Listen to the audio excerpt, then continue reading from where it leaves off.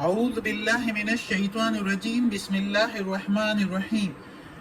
سب video دیکھنے اور سننے والوں کو السلام علیکم۔ ہمارے چینل کے پیارے ویورز، آج ہم تلاوت کریں گے سورہ اعراف کی آیت نمبر 169، یعنی کہ آیت نمبر 169 انشاءاللہ تلاوت کریں گے ترجمہ کے ساتھ اور تفسیر کے ساتھ۔ تو چلیں شروع کرتے ہیں آج کا سبق، لیکن شروع کرنے سے پہلے چینل کو سبسکرائب کریں اور بیل نوٹیفیکیشن کو آن کریں تاکہ اگلی ویڈیو آپ کو آسانی سے ملتی رہے، اور ہو سکے تو شیئر بھی کریں تاکہ زیادہ سے زیادہ لوگ دیکھیں، آپ کو بھی ثواب ملے اور مجھے بھی۔ تو چلیں اب شروع کرتے ہیں آج کا سبق۔ اعوذ باللہ من الشیطان الرجیم بسم اللہ الرحمن الرحیم۔ فخلفا، پھر نائب ہوئے، من سے، بعد ہم، بعدہم، بعد ان کے، ہم کے میننگ ان کے، خلف لے کر جو آ جاتے ہیں وزیر وغیرہ، سردار وغیرہ، لیکن ادھر ہم اس کے میننگ لیں گے آیت کے مناسبت سے۔ اب ہم آگے آیت پڑھیں گے تو اس کی مناسبت سے ہم ترجمہ لیں گے۔ نا خلف لوگ، پھر نائب ہوئے بعد ان کے، نا خلف، خلف ورث الکتاب، وارث بنے کتاب کے، نا خلف وارث بنے کتاب کے، یأخذون، وہ لے لیتے تھے، عرض و ھذا الادنی، عرض و سامان، اس ھذا اس، ادنا فانی دنیا کا، ادنا یعنی ادنا اوز لے لیتے، دنیا کا اوز لے لیتے تھے اس کتاب کے بدلے۔ یہ کتاب کون سی؟ کیونکہ بات ہو رہی ہے، یہ رکوع ہے بنی اسرائیل کے بارے میں، تو بنی اسرائیل یہودیوں پر جو کتاب نازل ہوئی تھی وہ تورات، زبور بھی نازل ہوئی تھی لیکن زیادہ تر تورات ان میں تھی۔ تو تورات کو جو ہے اس جگہ پر تورات کا ذکر ہے۔ تو اللہ تعالیٰ کہتا ہے کہ یعنی پھر وارث بنے اس کتاب کے، نا خلف لوگ جو اوز لے لیتے تھے اس کتاب کے دنیا کی فانی زندگی کا، تھوڑا سا سامان دنیا کی فانی زندگی کا جو ہے اوز لے لیتے تھے۔ وَيَقُولُونَ، اور وہ کہتے تھے، سَيُغْفَرُ لَنَا، ان قریب بخش دیے جائیں گے ہم۔ وَيَقُولُونَ، اور وہ کہتے تھے، سا کے میننگ ان قریب یا امید ہے، یغفر بخش دیے جائیں گے، لنا ہم کو، یعنی ہم بخش دیے جائیں گے ان قریب۔ غلط کام بھی کر کے پھر کہتے تھے ہم بخش بھی دیے جائیں گے۔ وَإِن، اور اگر، وَإِن يَأْتِهِمْ، اور اگر آتا ان کے پاس، عَرَضٌ مِثْلُهُ، سامان مثال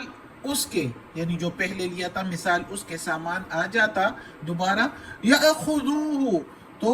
وہ لے لیتے تھے اس کو، تو وہ بھی لے لیتے اس کو۔ الم یؤخذ، کیا نہیں لیا گیا، آ کے میننگ کیا، لم کے میننگ نہیں، یؤخذ لیا گیا، علیہم اوپر ان کے، علیہم میثاق الکتاب، میثاق عہد، کیا نہیں لیا گیا تھا ان سے، علیہم کی جگہ، اوپر ان کے کی جگہ ہم کریں میننگ لیں گے ان سے عہد کتاب میں، ان یہ کہ، اللہ یقولو یہ کہ نہیں کہیں گے،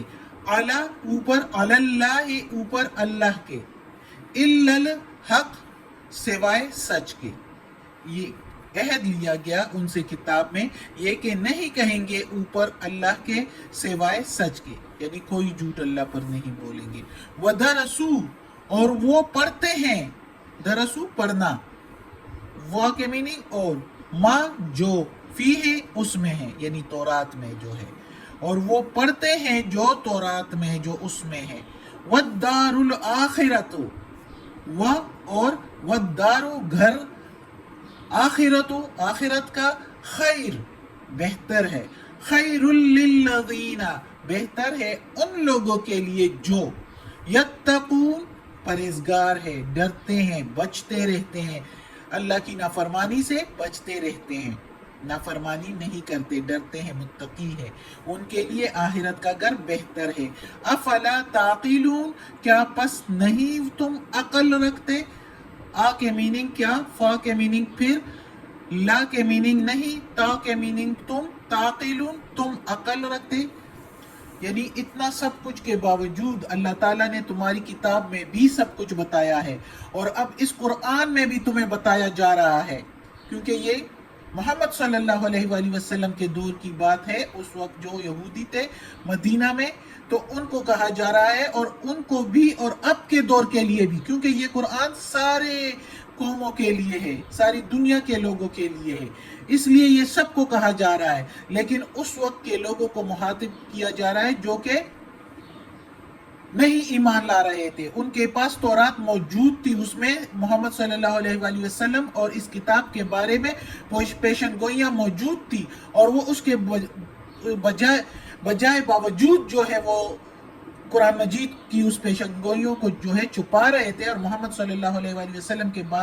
بارے میں بھی جو پیشن گوئیاں تھی اس کو بھی چھپا رہے تھے، اور جھوٹ بول رہے تھے کہ یہ وہ رسول نہیں ہے، نعوذ باللہ، اور یہ وہ سچی کتاب بھی نہیں ہے، تاکہ ان کی دنیا کی رونق اور دنیا کی وجاہت جو ہے اور سرداری جو ہے وہ قائم رہے، صرف اس لیے دنیا کے سامان کے پیچھے۔ یہ فانی دنیا ہے، اور اس کے لیے اللہ تعالیٰ نے اس کے لیے لکھا ہے حاضل ادنا عرض و حاضل ادنا،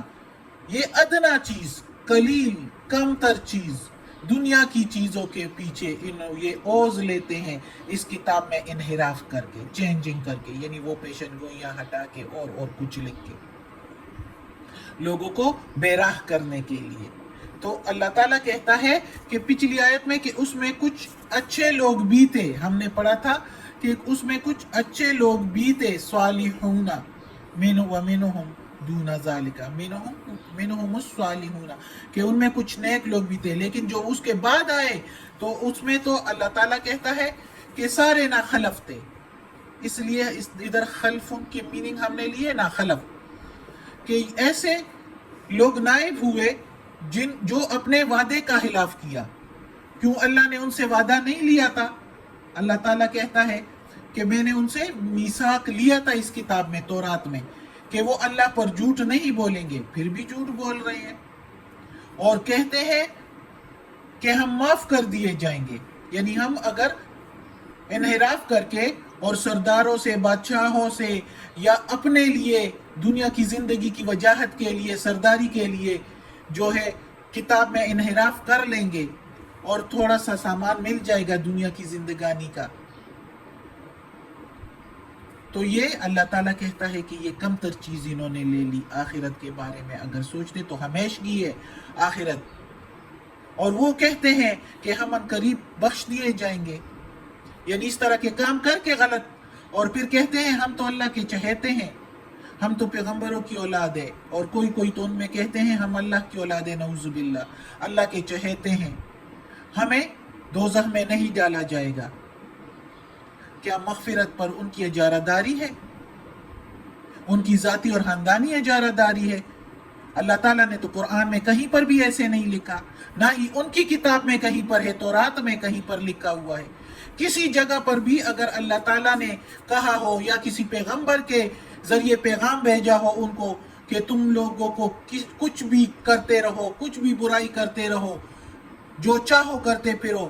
تو تم کو دوزخ میں نہیں ڈالا جائے گا، کہیں پر ہے یا تورات میں یا اس قرآن میں یا کسی پیغمبر نے ان کو کہا ہو؟ کہیں پر ایسے نہیں ہے، اگر ہوتا تو اس قرآن میں لکھا ہوتا۔ جب کہیں پر ایسے نہیں ہے تو وہ پھر کیسے کہہ سکتے ہیں کہ ان قریب ہم بخش دیے جائیں گے؟ یہ ان کی بے وقوفی ہے، یہ ان کی کم عقلی ہے کہ وہ ایسے سوچتے ہیں کہ ہم جنت میں ڈالے جائیں گے اس کاموں کے باوجود بھی۔ اور اللہ تعالیٰ کہتا ہے کہ ان کے پاس اس کے بعد اگر وہ جو لے لیتے ہیں اور کہتے ہیں کہ ہم بخش دیے جائیں گے، کوئی بات نہیں، اس بات کو کچھ نہیں سمجھتے، اور اس کے بعد ان کے پاس پھر کوئی اس طرح کا مال آ جائے جس طرح پہلے آیا تھا، تو وہ اس کو بھی لے لیں گے، دوبارہ لے لیں گے، پھر اسی طرح کریں گے، رشوت لے کے، اور تورات کے فیصلوں کے خلاف فیصلہ کریں گے، تورات کے احکامات کے خلاف فیصلہ کریں گے، اور اس طرح کر کے اور پھر کہیں گے ہم بخش دیے جائیں گے۔ کیسے ہو سکتا ہے؟ اللہ تعالیٰ کہتا ہے کیا میں نے ان سے وعدہ نہیں لیا ان کی کتاب میں؟ وہ پڑھے نا اس کو،